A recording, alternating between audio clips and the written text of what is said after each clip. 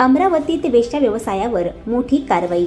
बलगाव कामुन्ना रोडवरील कुंटणखान्यावर गुन्हे शाखेची धाड। महिला चालकासह 3 तरुणी व 2 ग्राहक ताब्यात। अमरावती शहर पोलिसांच्या गुन्हे शाखेने बलगाव पोलीस स्टेशन हद्दीतील चालणाऱ्या एका कुंटणखान्यावर धडक कारवाई करत देहव्यापाराचा पर्दाफाश केला आहे। या कारवाईत देहव्यापार चालविणारी मुख्य महिला आरोपी, 3 तरुणी व 2 ग्राहकांना ताब्यात घेण्यात आले आहे। गुन्हे शाखेचे पोलीस निरीक्षक संदीप चव्हाण यांना मिळालेल्या गोपनीय माहितीनुसार संबंधित महिला आपल्या घरामध्ये आर्थिक फायद्यासाठी देहव्यापार चालवत असल्याची खात्रीशीर माहिती मिळाली होती। त्या माहितीच्या आधारे गुन्हे शाखेच्या पथकाने सापळा रचून सदर ठिकाणी छापा टाकला। छाप्यावेळी घरामध्ये देहव्यापार सुरू असल्याचे आढळून आले। पोलिसांनी घटनास्थळावरून आक्षेपार्ह वस्तू तसेच इतर साहित्य जप्त केले असून या प्रकरणी पोलीस स्टेशन वलगाव येथे गुन्हा दाखल करण्यात आला आहे।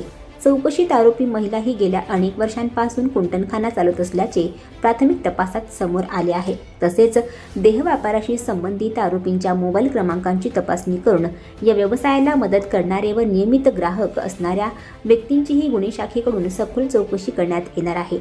अमरावती शहरात कोठेही अशा प्रकारे बेकायदेशीर कुंटणखाना किंवा वेश्या व्यवसाय सुरू असल्याची माहिती असल्यास नागरिकांनी तात्काळ पोलिसांशी संपर्क साधावा असे आवाहन अमरावती पोलिसांनी केले आहे।